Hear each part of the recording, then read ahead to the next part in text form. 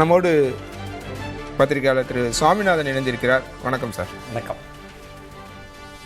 இப்போ எப்படி இருக்குது ட்ரெண்ட்? இப்போ பகலில் நம்ம சந்தித்து பேசினோம்.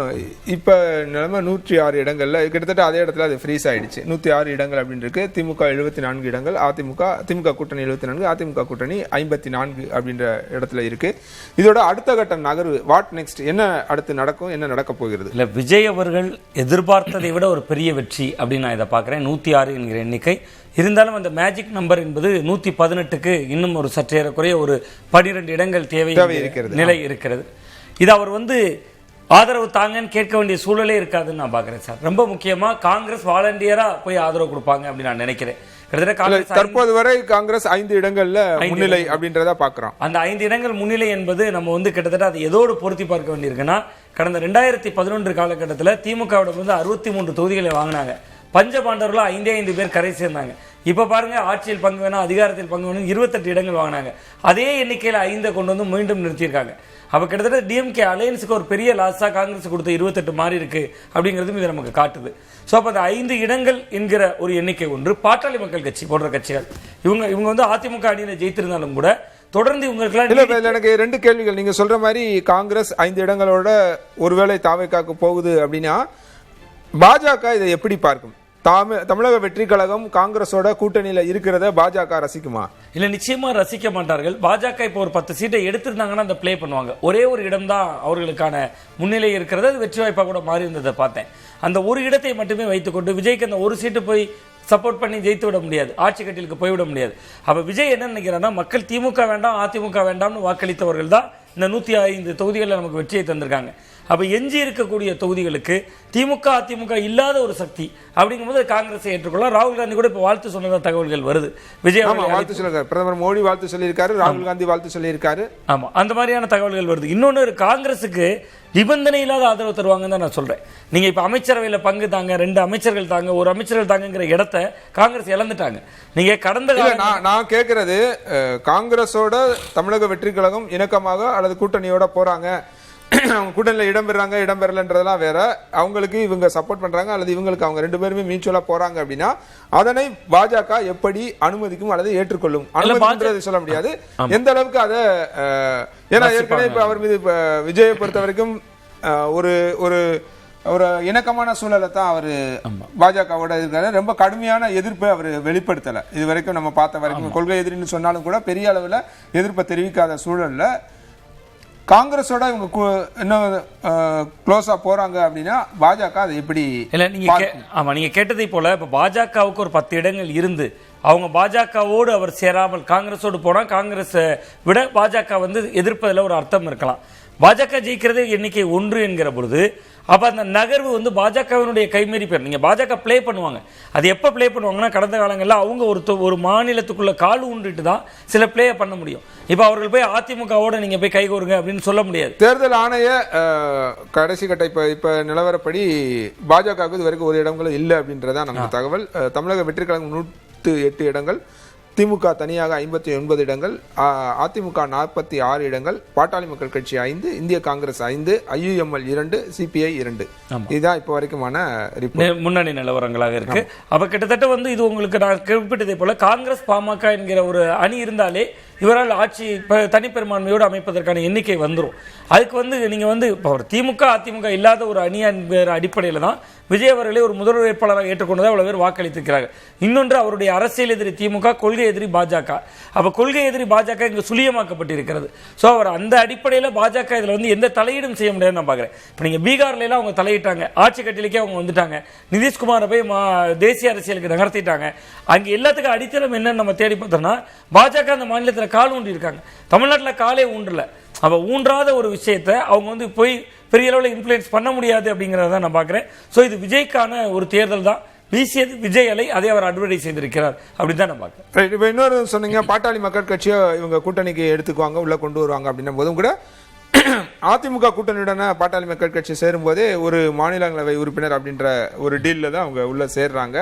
ஒருவேளை இப்ப நீங்க சொல்ற மாதிரியான சினாரியோ வருது அப்படின்னா அந்த மாநிலங்களவை என்ன ஆகும்? இதை மீறி தான் அந்த கூட்டணிக்கு போவாங்களா? இல்ல, அது கூட்டணி தர்மத்துக்கு சரியா இருக்குமா? இல்ல, கூட்டணி தர்மத்திற்கு என்பது அதிமுகவுக்கே ஒரு தர்மம் இருந்தது இல்ல. 2024 நாடாளுமன்ற தேர்தலில் தேசிய ஜனநாயக கூட்டணி கட்டமைக்கப்படுகிற பொழுது பிரதமர் நரேந்திர மோடி அவர்களுடைய அருகாமையில் உட்கார்ந்திருந்ததே கிட்டத்தட்ட எடப்பாடி பழனிசாமி அவர்கள் தான். ஒரு கட்டத்தில் அந்த கூட்டணியை முறித்து கொண்டு அதே வேகத்தில் வந்தவர் எடப்பாடி பழனிசாமி அவர்கள் தான். தேமுதிகவுக்கு சில நிபந்தனைகள் கொடுத்தாரு. தேமுதிகவுக்கு உங்களுக்கு ராஜ்யசபா பிரதிநிதித்துவம் தரேனார். அப்ப அரசியலை பொறுத்தவரை நிரந்தர நண்பனும் இல்லை, நிரந்தர எதிரியும் இல்லை. நீங்க அவர்களுக்கு அந்த ராஜ்யசபா கொடுத்ததனுடைய பிரதிபலன் 2026 சட்டமன்ற தேர்தலுக்கான கூட்டணி. அந்த கூட்டணி அவர்களோடு தேர்தலை சந்தித்ததோடய முடிவுக்கு வந்து விட்டது. அப்ப பாமக தன்னுடைய அரசியல் எதிர்காலத்தை காப்பாற்றிக் கொள்ள வேண்டும். அதற்கு ஒரு நடிகர் புதுமுகமாக வந்திருக்கிறார், இவ்வளவு பெரிய மார்ஜின் வாங்கியிருக்கார். நீங்க 2006 விஜயகாந்த் அவர்கள் வந்தபோது, அரசியல் களத்துக்கு வந்தபோது கடுமையாக அவரை எதிர்த்தது பாட்டாளி மக்கள் கட்சி. அதனுடைய விளைவையும் கடுமையாக அனுபவிச்சது பாட்டாளி மக்கள் கட்சி. சோ அந்த அனுபவங்களிலிருந்து பாடம் கற்றிருப்பார்கள். விஜயனுடைய வெற்றியையும் அவர்கள் பார்த்திருக்காங்க. சோ இயல்பாகவே பாமக விஜய்க்கு ஆதரவு கொடுப்பதற்கு வாய்ப்பு இருக்கு அப்படிங்கறத நான் அனுமானிக்கிறேன். அந்த அடிப்படையில் அதிமுக எப்படி புரிஞ்சுக்கொள்ளும் அல்லது எப்படி பார்க்கும்? இல்ல, அதிமுக ஒரு கையெறு நிலைக்கு சென்று விட்டது என்றுதான் நான் பார்க்கிறேன். அதிமுகவால் கூட்டணி கட்சிகளை நீங்க அந்த பக்கம் நகரக்கூடாது, இங்கேயே இருங்க அப்படின்னு சொல்லக்கூடிய அளவுக்கு அவர்கள் முதல்ல இடங்கள் ஜெயிக்கல. எதிர்க்கட்சி தலைவர் இருக்கை கூட அவர்களுக்கு போகல. அது கூட திமுக தான் இவர்களை விட கூடுதல் இடங்கள் இப்பொழுது வென்றிருக்கிறது. சோ அந்த அடிப்படையில் தான் இதை நம்ம அணுகணும். அப்ப இது ஒரு இன்னைக்கு இந்த தேர்தலில் வெற்றி நிலவரப்படி பார்த்தா அதிமுகவே ஒரு 3வது அணி போன்று தான் இருக்கிறது. தனிப்பெரும் கட்சியாக தாவேகா, 2வது இடத்துல திமுக, அதிகமான சட்டமன்ற உறுப்பினர்கள், 3வது இடத்துல தான் அண்ணா திராவிட முன்னேற்ற கழகம் இருக்கு. சோ அந்த அடிப்படையில் இதை நம்ம அணுகணும்னா அந்த கூட்டணி கட்சிகளை அழுத்தம் கொடுக்கிற இடத்துல அதிமுக இருக்காதுன்னு தான் பாக்குறேன். இன்னொன்று பாஜகவுக்கு சுழியம் என்கிறதா எண்ணிக்கையாவது இருக்கு. அமமுக ஒரு இடத்துல மட்டும்தான் வெற்றி வாய்ப்பை பதிவு செய்திருக்கு. சோ இப்படி இருக்கக்கூடிய சூழல்ல அதிமுக ஒரு கையெறு நிலையில தான் இருக்கும். அவங்க கண்ணு முன்னாடியே அவங்க போவாங்க அப்படின்னு தான் நான் பாக்குறேன். திமுக கூட்டணி இந்த பக்கம் வரலாம். திமுக கூட்டணியில் 74 இடங்கள் திமுக கூட்டணியில் இடம்பெற்றிருக்காங்க. கூட்டணியில் இடம்பெற்ற கட்சிகள் பெரிய நம்பர்ஸ் யாருமே எடுக்கல. இப்போ 10 இடங்கள்ல வாங்கின தேமுதிக வெறுமன ஒரே ஒரு விருத்தாச்சலம் மட்டும்தான் வெற்றியை பதிவு செய்கிறாங்க. 28 இடங்களை போராடி பெற்ற காங்கிரஸ் கட்சி 5 இடங்கள்ல தான் முன்னிலை நிலவரம் அப்படின்றத பார்க்க முடியுது. மற்ற கட்சிகள்லாம் உதிரி கட்சிகள் 8 இடங்கள்ல மீண்டும் விசிக ஆகிட்டாங்க. ஒரே ஒரு இடங்கள்ல தான் முன்னிலை, ஒரே ஒரு இடத்துல மட்டும்தான் முன்னிலை அப்படின்றத நம்ம பார்க்க முடியுது.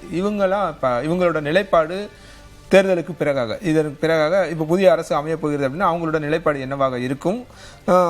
தமிழக வெற்றி கழகம் இந்த கூட்டணியை தன்னோடு சேர்ப்பதற்கு, மெஜாரிட்டி நிரூபிக்கிறதுக்கு அல்லது கூட்டணிக்கு சேர்க்கிறதுக்கான வாய்ப்புகள் எது இருக்குமா? இல்ல, முதல்ல காங்கிரஸ் போயிரும் தான் நான் பாக்குறேன். கிட்டத்தட்ட காங்கிரஸ்க்கு ஒரு அலைபாயும் முடிவுல தான் கிட்டத்தட்ட ராகுல் காந்தி அவர்களும் ஸ்டாலின் அவர்களுமே சேர்ந்து பிரச்சாரமே பண்ணலையே. அப்ப அங்க ஏதோ ஒரு மனக்குமுறல் இருக்கிறது. இப்ப இந்த முடிவை பார்த்த உடனே ராகுல் காந்திக்கு மாணிக்கம் தாகூர் போன்றவர்களோ, கிரீஸ் சோடங்கர் போன்றவர்களோ சொன்ன தகவல்கள் உண்மைதான் அப்படிங்கிறதும் தெரிய வந்திருக்கும். சோ அந்த அடிப்படையில் இதை நம்ம அணுகணும்னா காங்கிரஸ் முதல்ல இடம்பெயர்ந்துரும். என்னுடைய சந்தேகம் என்னன்னா 2029 பாராளுமன்ற தேர்தலுக்கு கிட்டத்தட்ட கடந்த 2024 தேர்தலில் ஒரு பிரதமர் வேட்பாளர் இல்லாம தேர்தலை சந்தித்தது அண்ணா திராவிட முன்னேற்ற கழகம்.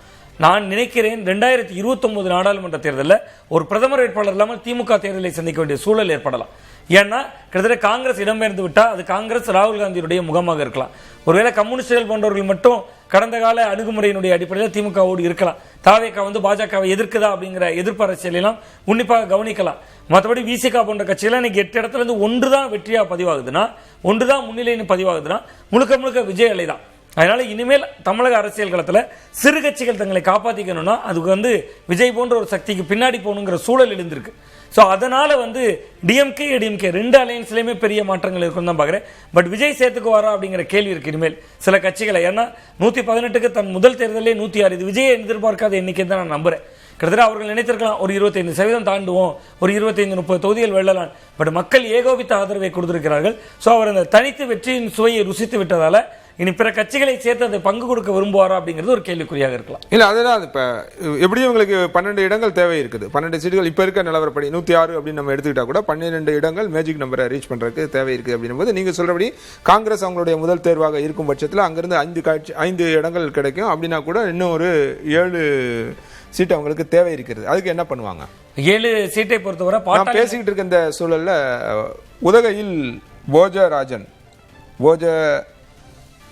எம்.எஸ். உதகையில் போஜராஜன் பாஜக வேட்பாளர் வெற்றி பெற்றிருக்கிறார். 876 வாக்குகள் வித்தியாசத்தில் வெற்றி பெற்றிருக்கிறார். பாஜக ஒரு இடத்தை பிடிச்சிருக்கு தமிழகத்தில். மீண்டும் ஒட்டுமொத்தமாக அவர்கள் 4 சட்டமன்ற உறுப்பினர்கள் இருந்தார்கள். 4 பேருமே பிரதானமான களத்தில் இருந்தவர்கள். நான் மீண்டும் ஒருமுறை காலையில் சொன்னா நினைவில்லை, மீண்டும் ஒருமுறை அதை சுட்டிக்காட்ட சார். நம்ம கன்னியாகுமரி நிகழ்வில் பேசணும். மத அரசியலை முதல்ல முடிவுக்கு கொண்டு வந்துட்டு நார்வேலில் முடித்து விட்டது. 2வது இடத்துல கிட்டத்தட்ட அங்கே பார்த்தீங்கன்னா தமிழக வெற்றி கழகம் தான் வந்திருக்கு. திமுக வெற்றியை பதிவு செய்திருக்கிறது. 3வது இடத்துல தான் பாஜக போயிருக்கு. ஸோ இந்த மாதிரி பல தொகுதிகளில் நான் அன்று பேசியதா சார், கிட்டத்தட்ட திமுகவுக்கு விழ வேண்டிய மதசார்பற்ற ஓட்டுகளை அதை விஜய் ஈர்த்திருக்கிறார். அதுவும் இந்த தேர்தலில் காட்டப்படுது. ஸோ அப்போ அவர் மதசார்பற்ற வாக்குகளை பெற்றதுனாலேயே விசிகா போன்ற கட்சிகளோட நம்பிக்கையும் அவர் பெற்றிருப்பார். அந்த அடிப்படையில் நம்ம இதை அணுக வேண்டியிருக்கு. திமுக கூட்டணிக்குள்ளும் சலசலப்பு வரும், அது காங்கிரஸ் போன்ற கட்சிகள் இடம்பெறும். அதிமுகவில் நான் பாட்டாளி மக்கள் கட்சியை நினைக்கிறேன். பாட்டாளி மக்கள் கட்சி ஒரு வேலை இடம்பெறல, அவர்களிடம் தான் ஒரு 5 சட்டமன்ற உறுப்பினர்கள் வரப்போகுது. அதே மாதிரி திமுக கூட்டணியில் கம்யூனிஸ்டுகள் போவாங்கன்னு எனக்கு எடுத்த உடனே நம்பிக்கை இல்லை. அது ஏன் இல்லைன்னா அவர்கள் எப்படி ஒரு பிளே பண்றாருன்னு பார்ப்பாங்க, கொஞ்சம் பொறுத்திருந்து பார்ப்பாங்க. விசிகாக்கு ஒரே ஒரு எண்ணிக்கை தான், அதனால அவர் ஏதாவது இஸ்லாமிய கட்சிகளை ஒருவேளை அழைத்துக் கொள்ளலாம், அதற்கான வாய்ப்புகள் கூட இருக்கலாம். IUML 2 இடங்கள்ல வெற்றி பெற்றிருக்காங்க. ஒருவேளை அவங்களுக்கு அந்த வாய்ப்பு போகலாம். அவங்க என்ன முடிவு எடுக்க கூடும் நினைக்கிறீங்க? இல்ல, இந்திய யூனியன் முஸ்லீம் லீக்கை பொறுத்த வரைக்கும் குழப்பமான நிலையில் தான் இருப்பாங்க. அவங்க அகில இந்திய அளவில் இந்தியா அலையன்ஸ்ல உறுதியா இருக்கிறதுனால உடனடியாக அவர்கள் அந்த முடிவை எடுக்க முடியாது. பட் காங்கிரஸ் இடம்பெயர்ந்துருச்சுன்னா அவர்களுக்கு ஒரு வழி இல்லை. அவர்களும் இந்தியா கூட்டணியின் ஒரு அங்கம் தான். கேரளாலாம் இந்திய யூனியன் முஸ்லீம் லீக் கடுமையா ஜெயிச்சிருக்காங்க. இன்னைக்கு கிட்டத்தட்ட காங்கிரஸ் கூட்டணியில தான் இருக்காங்க. IUML அங்க கடுமையான தாக்கத்தை ஏற்படுத்தியிருக்காங்க. ஸோ அப்போ அதனோடு ஒப்பிடுகிற பொழுது காங்கிரஸ் இடம்பெயர்ந்தால் அவர்களுக்கு சிக்கல் இருக்காது அப்படின்னு தான் நான் பார்க்குறேன். ரைட். இப்போ அதே போல அதிமுக கூட்டணியில் பாமக தவிர வேறு யாருக்கெல்லாம் வாய்ப்பு இருக்கு? இல்ல, அமமுக போவதற்கான வாய்ப்பு மிக குறைவு. ஏனென்றால் அவர் அம்மாவின் பிள்ளைகள் ஓர் குடையில் இணைய வேண்டும் அப்படியெல்லாம் தொடர்ந்து பேசிய அமமுக சீட் இல்ல, அவங்க போனதுனால அந்த பிரயோஜனம் கிடையாது. ஆமா ஆமா ஆமா, ஒரு முன்னிலை இருந்தாங்க, அதுவும் கீழே போயிருச்சு. இல்ல, எதுவும் இல்ல. இப்ப இருக்க நிலவரத்துப்படி அமமுகவுக்கு எந்த இடமும் ஓகே ஓகே. அப்ப அந்த அதிமுக அலையன்ஸை பொறுத்தவரை பாமக ஒரே வாய்ப்பு தான், பாமக மட்டும்தான். அப்ப நீங்க உங்களோட இதுபடியே காங்கிரஸ் ஒரு 5, பாமக 5னா 10 இடங்கள் இவங்க எடுத்துக்கிட்டாங்க அப்படின்னா கூட இன்னும் ஒரு 2 இடங்கள் தேவைப்படுது. ஆமா, அதுக்கு இந்திய யூனியன் முஸ்லீம் லீக் போன்ற கட்சிகள் துணை CPIயோ இந்தியன் யூனியன் முஸ்லீம் லீக்கோ கேட்டுத்தான் பெற வேண்டும். அப்படி இல்லைன்னா இதற்கு முன்பாக பேசிக்கொண்ட KC பழனிசாமி ஒரு விஷயத்த சொன்னாரு. அதிமுகவோட கூட்டணியில கூட்டணியை உடைச்சு, அதாவது அதிமுக கட்சியை உடைச்சு MLAக்களை கொண்டு வரக்கு கூட வாய்ப்பு இருக்கு எதிர்காலத்தில் அப்படின்னு சொல்றாரு. 1/3 டிஃபெக்ஷன் லால இருந்து 1/3 மெஜாரிட்டியோட யாராவது ஒரு டீம் வெளியே வராங்க அப்படின்னா அவங்க இவங்களோட சேர்றதுக்கான வாய்ப்புகள் இருக்கு. இந்த தலைமையை விரும்பாத அல்லது இதுல அதிருப்தி அடைந்த ஒரு டீம் வெளியே வரும் அப்படின்னு சொல்றாரு. எனக்கு அதற்கான வாய்ப்புகள் மிக குறைவு என்று தான் நான் நினைக்கிறேன். ஏன்னா இந்த தலைமையை விரும்பாதவர்கள் அப்படின்னா ஜெயலலிதா அவர்களால் சீட்டு கொடுக்கப்பட்டு வெற்றி பெற்று கிட்டத்தட்ட சட்டமன்ற உறுப்பினர்களாக இருந்த 2016 அது நடக்கலை. நீங்க 2016 எடப்பாடி பழனிசாமி அவர்கள் முதல்வராக இருக்கிறார். அதிமுக ஆட்சி தக்க வைக்கப்படுது, கூவத்தூர் போன்ற சம்பவங்கள் நடக்குது. பட் இங்க கட்சியினுடைய பொதுச் செயலாளர் அவர் தான். அவரே தான் யாருக்கு சீட்டுங்கிறத ஃபார்ம்ல படிவத்தில் கையெழுத்து போட்டதும் எடப்பாடி பழனிசாமி அவர்கள் தான். இதுக்கு மேல எந்த தலைமையில விருப்பம் இல்லாமல் உடைத்து வர்றதுக்கு திமுக வெற்றி பெற்றிருந்தா அந்த பிம்பம் ஒருவேளை உருவாகலாம். திமுக பாருங்க ஜெயிச்சிட்டாங்க, 10 ஆண்டுகள் ஆட்சியை தக்க வச்சுட்டாங்க, அண்ணா திராவிட முன்னேற்ற கழகம் எவ்வளவு பலவீனமா இருக்கு பாருங்க, படுபாதாளத்தில் விழுந்துருச்சு, எடப்பாடி பழனிசாமி அவர்கள் இதை தள்ளிட்டார் நம்மளன். சசிகலா அவர்கள் இன்னைக்கு பேசு பொருளே இல்லையே. நீங்க கிட்டத்தட்ட தென் மாவட்டங்கள் முழுவதும் வேட்பாளர்கள் நிறுத்தினாங்க. அவர் நிறுத்திய வேட்பாளர்களால் தோல்வி அடைஞ்சிட்டாங்க. நம்ம எந்த தரவுகளுமே பேசல. காலையில இருந்து விஜயால் வீழ்ச்சி தான் பேசுறோம். ஸோ அப்ப அதிமுகவுக்கான பின்னடைவு மட்டுமில்லை, இது திராவிட கட்சிகள் திமுக அதிமுக இரண்டுக்குமான பின்னடைவு தான். ஸோ அதனால இது அதிமுகவுக்குள்ள பிளவை ஏற்படுத்தும், சேதத்தை ஏற்படுத்தி சட்டமன்ற உறுப்பினர்களை கொண்டு வரும் அப்படிங்கிறதுல உடன்பாடு இல்லை. பட் செங்கோட்டையனை வைத்து அந்த அட்டம் கூட எடுக்க மாட்டாங்கன்னு தான் நான் பார்க்கிறேன். ஏன்னா நீங்க விஜய் ஒரு தூய சக்தியாக மக்கள் மன்றம் நம்பி வாக்களித்திருக்கிறார்கள். இன்னும் ஒரு கட்சியை உடைத்து அவர் கொண்டு போனார்னா அதுவே அவரோட இமேஜை டேமேஜ் பண்ணும் அப்படி தான் பார்க்குறேன். விஜய் கூட இருக்கிறவங்க அந்த ஸ்ட்ராட்டஜிலாம் பண்ணுவாங்க. ஸோ அவர்கள் இது எடுபடாது. அதை விட எளிது காங்கிரஸையோ பாட்டாளி மக்கள் கட்சியோ அழைத்துக் கொள்வது அப்படி நான் நினைக்கிறேன். இந்திய யூனியன் முஸ்லீம் கூட ஏணி சின்னத்தில் தான் போட்டிட்டாங்க, அகில இந்திய கட்சிங்கிற முறையில். நீங்க மதிமுகவோ வேற கட்சிகளோ உதயசூரியன் சின்னத்தில் போட்டிட்டாங்க. அதுல திமுக ரொம்ப கவனமாக களமாடி இருக்காங்க. எல்லாரும் உதயசூரியன்ல போட்டி, இந்திய யூனியன் முஸ்லீம் ஏணியில தான் போட்டிட்டாங்க. ஸோ அப்போ அவங்களுக்கு எந்த நிபந்தனைகள்லாம் பொருந்தாது. ஒருவேளை அவர்கள் அகில இந்திய அளவில் காங்கிரஸ் இருக்கும் இடம் நோக்கி நகர்வோன்னு போயிட்டாங்கன்னா அது தாவேகாவுக்கு ஒரு பலமாக அமையலாம். ரைட். இப்போ தாவேகா 107 இடங்கள். தாவேகாவை இப்போ திமுக சுய பரிசோதனை செய்து கொள்ள வேண்டுமானால் அல்லது இந்த முடிவை திமுக எதிர்பார்த்திருப்பாங்களா? இல்ல, திமுக நிச்சயம் எதிர்பார்த்திருக்க மாட்டார்கள். ஆனால் நான் தொடர்ந்து பல விவாதங்கள்ல நான் சொன்னேன் திமுகவுடைய இந்த ஓட் பேங்கள் உடையுது, காரணம் இது என்றே சொன்னேன். பட் அவர்கள் என்னன்னா இந்த அரசவை புலவர்கள் கூடவே மன்னர்கள் கூட இருக்கிறது போன்று அவர் IAS அலுவலர்களை ரொம்ப நம்பிவிட்டார். இந்த திட்டங்களுக்கெல்லாம் ஓட்டு இருக்கிறது என்பதாக நம்பிவிட்டார். பட் அந்த திட்டங்களுக்கு ஓட்டு என்பதை தாண்டி வீசியது ஒரு விஜய் என்கிற ஒரு நடிகர். 1977 திமுகவை வீழ்த்தியது எம்ஜிஆர் என்கிற நடிகர் பிம்பம் தான். அவருக்கு அரசியல் பின்னணி இருந்தாலும் கூட இவருக்கு அரசியல் ஆர்வம் இருந்தது இல்ல. ரெண்டையும் நம்ம அந்த நேர்கோட்டில் பொருத்தி பார்க்கணும். எம்ஜிஆர் தனிப்பெரும்பான்மையோடு ஆட்சி பிடித்தார். இங்க ஒரு 12 இடங்கள் குறைவாக இருக்கு, அவ்வளவுதான் வித்தியாசம். பட் திமுக அந்த அரசியலை செய்யல. இன்னொன்று, திமுக எப்பவுமே எப்படின்னா சார், ஆளுங்கட்சியாக இருப்பதை விட எதிர்கட்சியில நல்ல அரசியல் செய்வாங்க. ஸோ நாளையிலிருந்தே விஜய்க்கு எதிரான களமாடலை தொடங்கி விடுவார்கள் அப்படின்னு தான் நான் பார்க்கிறேன். ஸோ அவர்கள் தங்களை சுயபரிசோதனை செய்வதை விட தங்கள் எதிரியினுடைய பலம் என்ன பலவீனம் என்ன என்பதை முதல்ல அறியணும். அதாவது அவர்கள் என்ன நினைச்சிட்டாங்கன்னா அரசினுடைய திட்டங்களுக்கு ஓட்டு வந்துடும். நீங்க இந்த தேர்தலோட மையப்புள்ளி விஜய் தான் அப்படிங்கறத பேசுபொருள் சார். இல்ல அதுதான் அதை குறைத்து மதிப்பிட்டாங்களா, அண்டர்எஸ்டிமேட் பண்ணிட்டாங்க அப்படின்னு தான் புரிஞ்சுக்கிறதா இந்த தோல்வி அப்படின்றது? ஆமா சார். அதனால இந்த தேர்தலின் மையப்புள்ளி விஜய் தான். ஆனா அவங்க எங்க தடம் புரண்டுட்டாங்கன்னா, யூடியூப்பை திறந்தா தமிழ்நாட்டை தலைகுனிய விட மாட்டேன், தமிழ்நாட்டுக்கும் டெல்லிக்குமான போர், எடப்பாடி பழனிசாமி அவர்களுடைய படத்தை போட்டு மேலே கேட்டு சொல்றேன் அப்படிங்கிற விளம்பரம், இது எல்லாமே என்ன ஆயிருச்சுன்னா களத்துல அதிமுக இல்லாத தன்மையை திமுக ஏற்படுத்திருச்சு. அதனாலதான் திமுக வெர்சஸ் தாவேக்கான திமுகவுக்கு எதிராகவே மாறிடுச்சு. நீங்க நேற்று வரைக்கும் ஒரு எதிரியை காட்டினாங்க சார் திமுக. பாருங்க அதிமுக ஒண்ணுமே இல்லை, பாஜக வரப்போகுதுன்னாங்க. அது ஒண்ணுமே இல்லை, அதை அடிச்சு போட்ட பாம்பு. அது எந்திரிச்சு வந்து படம் எடுத்து யாரையும் கொத்தாது. நீங்க அது சேஃபான ஆட்டம் நீங்க. ஆனா அதே போன்று நீங்க மீண்டும் மீண்டும் பாஜகன்னு காட்டுறீங்க. இன்னொரு சக்தி புதுசா வந்துருச்சு. அந்த சக்தி கொள்கை எதிரின்னு சொல்லுது. அந்த எதிரியை நீங்க வந்து ஒரு மதிப்பீடே செய்யாம கூடுகிற கூட்டத்தெல்லாம் குறைத்து மதிப்பீடு செஞ்சாங்க. அதனுடைய விளைவு தான் நீங்க திமுக அனுபவிக்கிறாங்க அப்படின்னு நான் பாக்குறேன். விஜய் வந்து ஒரு பொருட்படுத்தாம ஒதுக்கி வைக்கிறதுன்றது ஒரு வியூகம் இல்லையா? இல்ல சார், அது வியூகமே கிடையாது சார். அது வந்து தோல்வி, அவர்களுடைய தோல்வி சார். கிட்டத்தட்ட நான் ஒரு இல்ல இப்ப விஜய் ஒரு விமர்சனம் பண்றாரு அப்படின்னா அவருக்கு பதில் சொல்வதன் மூலமாக திரும்ப அவரை வளர்த்து விடுற மாதிரி ஆயிடும், அவருக்கு முக்கியத்துவம் கொடுக்குற மாதிரி ஆயிடும். அப்படின்றதுக்காக அவர் பேசுறதை கண்டுகொள்ளாம புறந்தள்ளி விட்டு இவங்க வேலையை பாக்குறாங்க அப்படின்ற ஒரு ஸ்ட்ராட்டஜியா தானே அதை புரியக்கூடாதா? அதை ஒரு வியூகம் அப்படின்னு வகுத்தா அது திமுகவுக்கு லாஜிக்கலா கை கொடுத்துருக்கணும். இப்ப வெற்றியா பதிவாயிருக்கணும். இப்ப நான் என்ன அந்த வியூகம் வெற்றி பெறல ஒண்ணு. இன்னொன்னு அந்த வியூகமே தவறுங்கிறது சார். அது ஏன் தவறுன்னு சொல்றேன்னா, விஜய் திமுகவை தீய சக்திங்கிறார். நாங்க தீய சக்தியா? நாங்க இவ்வளவு விஷயம் பண்ணிருக்கோம், சமூக நீதி பண்ணிருக்கோம், சமத்துவம் பேசியிருக்கோம், மாற்றுத்திறனாளிகளுக்கு ரெப்ரசன்டேஷன் இந்த 5 ஆண்டுகளில் கொடுத்துருக்கோம், இத்தனை கோயில்களில் கும்பாபிஷேகம் பண்ணிருக்கோம். பிஜேபிக்கு பதில் கொடுத்தீங்கல்ல. பிஜேபி சொல்றாங்க திமுக இந்து விரோத கட்சிங்கிறாங்க. களத்திலே இல்ல பிஜேபின்னு விஜய் சொல்றாரு. அந்த பிஜேபிக்காக பாருங்க, நாங்க வந்து இத்தனை கோயில்ல கும்பாபிஷேகம் பண்ணிருக்கோம், ஊருக்கு ஊர் நோட்டீஸ் கொடுத்தாங்க சார். எங்க ஊர்ல, எனக்கு ஊர் கன்னியாகுமரி மாவட்டத்தில் பறக்கேன்னு ஒரு கிராமம், எங்க கிராமத்துல கோயில் கும்பாபிஷேகம், மதுசூதன பெருமாள் அறநிலையத்துறை கோயில், அதுக்கு திமுக அரசு 1.5 கோடி ரூபாய் ஒதுக்கியிருக்காங்க. வீடு வீடா எங்க வீட்டு பக்கத்தில் வெளியிருக்க சோழலம்பரத்தில் உங்கள் ஊர் பெருமாள் கோயிலுக்கு 1.5 கோடி நிதி ஒதுக்கியது திமுக அரசு தொடரட்டும் அப்படின்னு எழுதியிருக்காங்க. நான் என்ன சொல்றேன், எங்கேயோ இருக்கக்கூடிய கண்ணுக்கு தெரியாத பாஜகவுக்கே இவ்வளவு வேலை பார்க்குறீங்களே, கண்ணுக்கு தெரிந்து உங்களை தீய சக்தின்னு இளைஞர்கள் கூட்டத்தில் கொண்டு போய் சொல்றாரு, பெண்கள் கூட்டத்தில் சொல்றாரு, மக்கள் கூட்டத்தில் சொல்றாரு. நாங்களா தீய சக்தி, எங்களை தீய சக்தின்னு சொல்றதுக்கு விஜய்க்கு என்ன தகுதி இருக்குன்னு பேசியிருக்கணும்ல. விஜய் பேசுனது மக்கள்கிட்ட போய் சேர்ந்துச்சு. விஜய்க்கு எதிராக நீங்க பேசியிருந்தா தானே அது மக்கள்கிட்ட போகும். விஜய்க்கு எதிராக பேசவில்லை, சிஎம் பேசல, உதயநிதி ஸ்டாலின் பேசல. நீங்க இளைஞரணி மாநாட கூப்பிட்டு 5 லட்சம் பேர் திரண்டுட்டாங்க விருதுநகர்ல. எங்க இளைஞர்கள் படைய பாருங்க, முரசொலியில பாசறை பக்கம் பாருங்க, அறிவு திருவிழா சென்னையில நடத்துறோம் பாருங்கன்னா, ஏற்கனவே உங்க கட்சிக்குள்ள இருக்கிறவங்களை கூட்டு வந்து விழா நடத்தினா அது ஓட்டா மாறாது இல்ல. அது அவர்களுக்கான ஒரு அறிவு திருவிழா, அவ்வளவுதான்.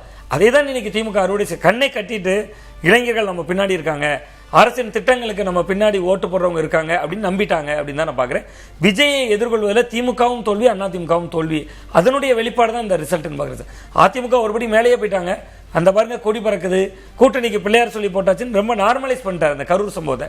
கரூர் சம்பவத்தில் மட்டும் தயவுதாட்சண்யம் இல்லாமல் திமுகவும் அதிமுகவும் சேர்ந்து களமாடி இருந்தாங்கன்னா விஜய் வீழ்த்தப்பட்டிருக்கலாம். பட் அந்த இடத்துல பிஜேபியிலேருந்து அதிமுக வரைக்கும் திமுக எதிர்ப்புங்கிற புள்ளியில் அவருக்கு ஆதரவு நிலைப்பாட்டு எடுத்தாங்க.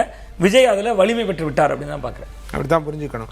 ஒட்டுமொத்தமாக இந்த தேர்தல் முடிவுகள் எதை உணர்த்துகிறது? இப்போ குறிப்பாக சொல்றது அப்படின்னா 2 விஷயம். இப்போ மத அரசியலுக்கு ஒரு முடிவு கட்டியிருக்கு இந்த தேர்தல் அப்படின்னு ஒன்று புரிஞ்சுக்கலாம். 2வது திராவிட சித்தாந்தங்களுக்கு எதிரான அல்லது அதில் பெரித புரிதல் இல்லாத அல்லது அதை விரும்பாத, இதை எப்படி புரிஞ்சுக்கிறேன்னு தெரியல, அந்த திராவிட சித்தாந்தங்களுக்கும் இந்த தேர்தல் மூலமாக முடிவு கட்டப்பட்டிருக்கு அப்படின்னு புரிகிறதா, இல்ல சித்தாந்தங்களை யாரும் இப்ப இந்த ஜெனரேஷன் பொருட்படுத்தல அப்படின்னு புரிஞ்சுக்கிறதா? சார் அதுல 2 புள்ளிகள் பார்க்குறேன் சார். ஒன்று நீங்க சொன்னதை போல மத அரசியல் முடிவுக்கு வந்திருக்கிறது, அது மிகச்சரி.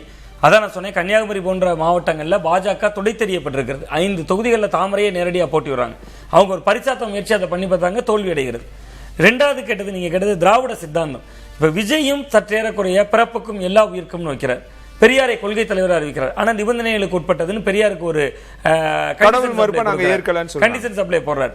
அது மட்டும் இல்லாம கொள்கை தலைவர்களா பல்வேறு தலைவர்களை முன்னிலைப்படுத்துறார், பாஜகவை எதிர்க்கிறார். அப்ப ஒரு திராவிட ஐடியாலஜியோட தான் கட்சியை கொண்டு வர்றாரு. ஆனா அவர் திராவிட ஐடியாலஜியோடு இயங்கல, திராவிட ஐடியாலஜியா தான் கட்சியை கொண்டு வர்றார். இந்த தேர்தலில் 2வது வீழ்த்தப்பட்டது என்னன்னா, பணம் கொடுத்தா மக்கள் ஓட்டு போட்டுருவாங்கன்னு நினைச்சாங்கல்ல சார், அது வீழ்த்தப்பட்டது.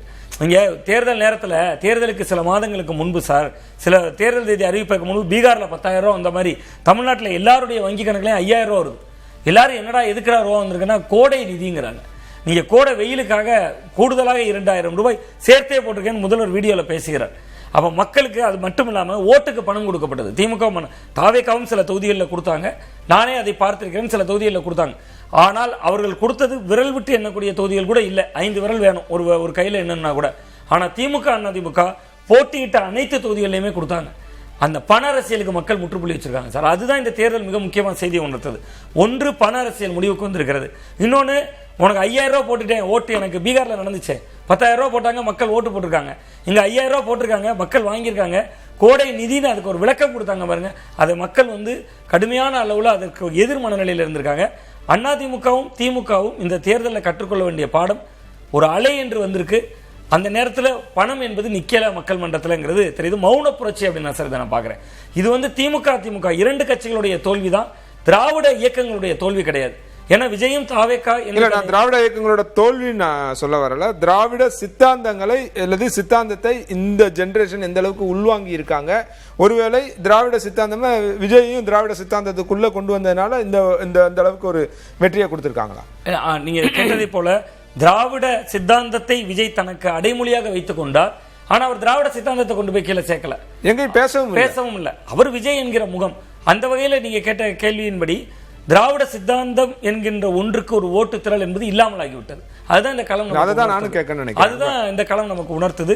ஒரு நடிகர் என்கிற வேல்யூல விஜய் இன்னைக்கு அரசியலுக்கு வந்திருக்கார். ஒருவேளை விஜய்க்கு எப்ப போட்டியா இருந்தாங்கன்னா அஜித் ஒரு கட்சி ஆரம்பித்திருந்தா நம்ம இந்த களத்துல திமுக வச்சது அதிமுக இருந்திருக்காது. டிவிகே வச்ச அஜித் கட்சின்னு போயிருக்கோம், ஏகே அப்படின்னு வந்திருக்கோம். அந்த அளவுக்கு நடிகர்களுடைய தாக்கம் இருக்கிறது அப்படிங்கிறத இந்த தேர்தல் நமக்கு காட்டுது அப்படின்னு தான் பார்க்குறேன். நீங்கள் கேட்டதே போல திராவிட ஐடியாலஜியை சித்தாந்தத்தை இளைஞர்கள் கிட்ட ஊட்டணும் சார். இன்னைக்கு தெரியும் இடஒதுக்கீடு அப்படின்னா, இடஒதுக்கீடு எப்படி வந்துச்சுன்னா 60 வயது 55 வயது ஆனவர்களுக்கு தெரியும்.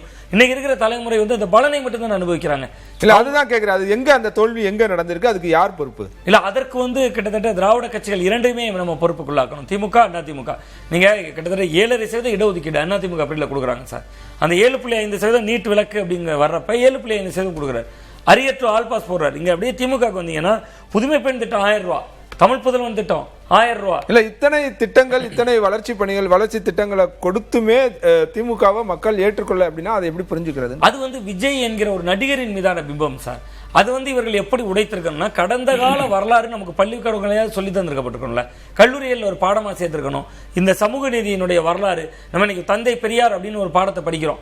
9ஆம் வகுப்பு படிக்கும்போது படிக்கிறேன் சார். எனக்கு இன்னைக்கு நினைவில் இருக்கு. தொண்டு செய்து பழுத்த பழம் தூயதாடி மார்பில் விழும் மண்டை சுரப்பி உலகுதலும் மணக்குகையில் சிறுத்தையிலும் அந்த பாட்டு போகும். அதில் பெரியார் பெண் விடுதலைக்கு பாடுபட்டலாமோ. இந்த மாதிரி பாடம் வைக்கிறத விட கல்லூரிகளில் நீங்கள் பள்ளிக்கூடத்தில் வைக்க முடியாது அரசியல் படத்தை. கல்லூரிகளில் குறைந்தபட்சம் திராவிட கட்சிகள் திமுக அதிமுக சமூக நீதி சமத்துவத்துக்கு என்ன செஞ்சது, எத்தனை குறும்படங்கள் போட்டிருக்காங்க. நீங்கள் திமுகவோ அதிமுகவோ வீதிகளில் இருக்கக்கூடிய இளைஞர்களை திரட்டி நீங்கள் விஜய் படம் பார்க்குறாங்க. அந்த இளைஞர்களை கொண்டு தியேட்டர்களில் எத்தனை படம் ரிலீஸ் பண்ணியிருக்காங்க. ஒரு பராசக்தி படம் வருது, பராசக்தி படம் இந்திய எதிர்ப்பை பேசுது. அது ஒரு கலைப்படமாக இருந்ததா, கமர்ஷியல் படமாக இருந்ததானா? கமர்ஷியல் தன்மை தானே அதிகமாக இருந்தது. அதில் ஒரு காதல், அதற்குள்ள ஒரு மோதல், அதுக்கு ஒரு பாராட்டு விழா மோடி அழைக்கிறார், அந்த படக்குழுவே போயிட்டு வராங்க. இதெல்லாம் தான் அவர்களுடைய பாரம்பரிய ஓட்டு வங்கி இழந்ததுக்கு காரணம் சார். நீங்க உள்ள பராசக்தி பக்கம் நில்லுங்க அல்லது பாஜக பக்கம் நில்லுங்க. பராசக்தி படமும் உங்க குடும்பம் எடுக்குது, அதுக்கு மோடி அழைத்து பொங்கல் விழாவில் பாராட்டுகிற பொழுது அந்த படக்குழு. ஒரு அண்மை செய்தியை பார்த்து கொண்டிருக்கோம், தொடர்ந்து நம்ம பேசலாம். விஜய் தொலைபேசியில் தொடர்பு கொண்டு காங்கிரஸ் தலைவர் ராகுல் காந்தி பேசியிருக்கிறார். தமிழக தேர்தல் முடிவுகள் இந்த வெற்றியின் மூலம் பிரதிபலித்திருக்கிறது அப்படின்னு சொல்லியிருக்கார். சட்டமன்ற தேர்தலில் அதிக இடங்களை பிடித்துள்ள தாவேகா தலைவர் விஜயை தொலைபேசியில் தொடர்பு கொண்டு மக்களவை எதிர்க்கட்சித் தலைவர் ராகுல் காந்தி பேசி வாழ்த்துக்களை தெரிவித்திருக்கிறார். தமிழக தேர்தல் முடிவுகள் இளைஞர்களின் குரலை பிரதிபலித்திருப்பதாக அவர் தனது வாழ்த்தில் தனது தொலைபேசி உரையாடலில் கூறியிருப்பதாக நாம் பார்த்து கொண்டிருக்கிறோம்.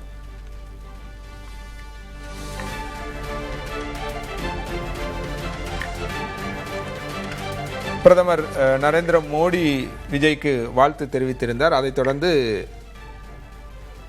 ராகுல் காந்தி இப்ப இதோட நம்ம இதை தொடர்புபடுத்தி பேசலாம். நீங்க சொன்ன மாதிரி காங்கிரஸ் இவங்களை நோக்கி முதலாக போவது காங்கிரஸாகத்தான் இருக்கும் அப்படின்னு சொன்னீங்க. இவர் வாழ்த்து தெரிவித்த இந்த இதுல மூலமா அதை யூகிக்க முடிகிறதா? ஆமா சார், நிச்சயமா சார். அதுல மிக முக்கியமான அந்த அடுத்த வரியை நான் பாக்குறேன். இளைஞர்களின் குரலை தமிழகம் ஒலித்திருக்கிறது. அந்த இடத்துல அவர் கொஞ்சம் பிழையா சொல்லியிருக்காரு. கிரீஸ் சோடங்கர் சொன்னதை, மாணிக்கம் தாகூர் சொன்னதை, கிட்டத்தட்ட காங்கிரஸ் கட்சியினுடைய நிர்வாகிகள் சொன்னதை தமிழகம் ஒலித்திருக்கிறது. ராகுல் காந்திக்கு தான் இந்த குரல் கொஞ்சம் லேட்டா தெரிஞ்சிருக்கு. ஸோ அப்போ அந்த இடம் நீங்க பாருங்க, திமுக கூட்டணியில உறுதியான பார்ட்னரா இருக்கு காங்கிரஸ் கட்சி. அந்த கட்சியினுடைய முதல்வர் வேட்பாளர் தோல்வியை தழுவியிருக்கிறார். இந்த சூழலையே ராகுல் காந்தி அழைத்து அவரிடம் விஜயிடம் பேசுகிறார். நீங்க இன்றைய நாள் அதை தவிர்த்திருக்கலாம்ல. இங்க கூட்டணி தர்மம் என்று ஒன்று இருக்கு. நம்முடைய முதல்வர் வேட்பாளர் தோல்வி இந்த இடம் தான் நான் சொன்னேன். ஜனநாயகன் பட பிரச்சனையிலையும் இந்த அணுகுமுறை தான் செய்தார். கரூர் சம்பவத்திலையும் இதைத்தான் செஞ்சார். கரூர் சம்பவம் நடக்க பொழுது நீங்க ஒன்ல திமுக குரல்ல நிக்கணும். தெரிந்தேதான் செய்கிறார். அவருக்குள்ள ஒரு திட்டமிட்டே அது வேண்டுமென்றே செய்கிறார். கிட்டத்தட்ட அவருக்கு தெரிந்திருக்கிறது தமிழக அரசியல் களம் இனி விஜயை நோக்கி திரும்ப போகிறது அப்படிங்கிறது. அவங்க ஏதோ ஒரு வகையில மானிட்டர் பண்ணியிருக்காங்க. அந்த அடிப்படையில தான் செய்கிறார். ராகுல் காந்தி இவ்வளவு பேசுகிறார் என்றால் இவருக்கு எந்த நிபந்தனையும் இன்றி ஆதரவு கொடுப்பாங்க தான் நான் பாக்குறேன். கூடுதல் தகவல் இதற்கு முன்பாக ஸ்டாலினையும் தொடர்பு கொண்டு ராகுல் பேசியிருப்பதாக ஒரு தகவல் இருக்கு. அப்ப அதுதான் சொல்றேன். நான் கிட்டத்தட்ட விஜய் அவர்களை நான் இரண்டு பக்கமே பந்து போட்டு வைக்கிறது கரூர்ல இருந்தே தொடருது. அங்கிருந்தே ஆரம்பிக்கிறது. இப்பொழுதும் அதைத்தான் அவர் செய்திருக்கிறார் அப்படிங்கிறது தான் இது காட்டுகிறது.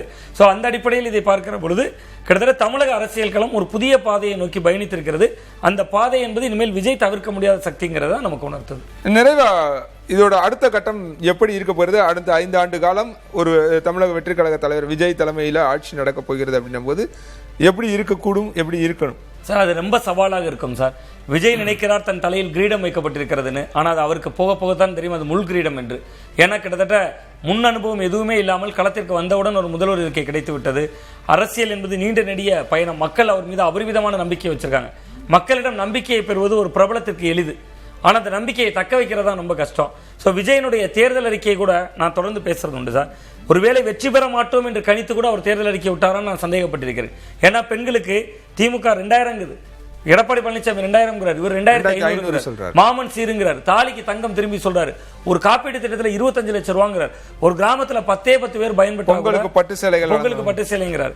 அந்த 25 லட்சம் ரூபாய் மருத்துவ காப்பீட்டுல ஒரு குடும்பத்துல 10 பேர் பயன்பெற்றாலே 3 கோடி ரூபாய் சார். ஒரு ஊர்ல 10 பேர் பயன்பெற்றாலே 3 கோடி ரூபாய்.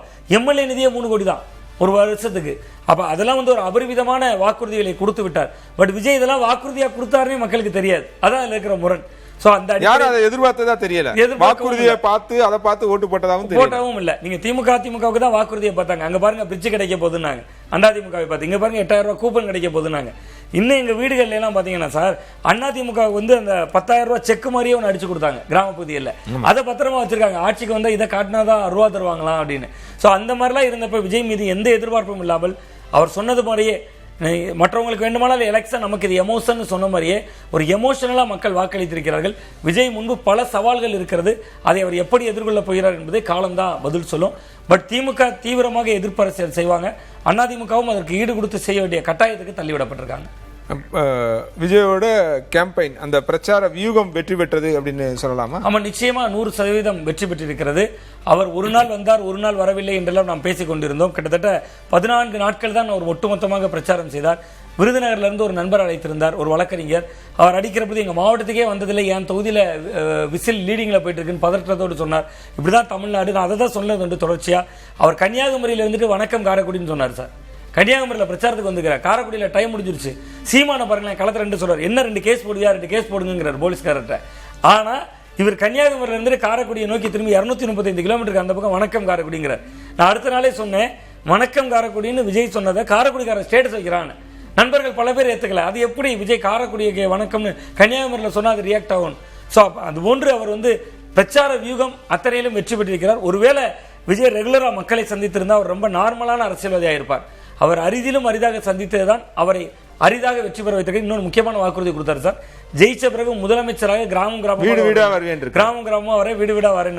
அதையாவது அவர் செய்யணும். அதுதான் அவர் வாக்களித்த மக்களுக்கு செய்கிற முதல் நன்றி கடனா இருக்கும் அப்படின்னு நான் பாக்குறேன். நீங்க மற்றபடி அரசை நன்றாக செய்வதெல்லாம் ரெண்டாவது. மக்கள் முதலில் இவர் முகத்தை பார்த்தால் போதும்னு வாக்களிச்சிருக்காங்க. இது தமிழக அரசியல் ஒரு வினோதமான ஒரு அமர்வு. மக்களை பார்க்க வீதி வீதியாக வருகிற பொழுது அந்த மாவட்டங்களுக்கான திட்டங்களோடு வரணும். அப்ப அது நல்ல அரசா மாறிடும். ரைட். உங்களுடைய வருகைக்கும் கருத்து பதிவுக்கும் நன்றி. ரொம்ப நன்றி.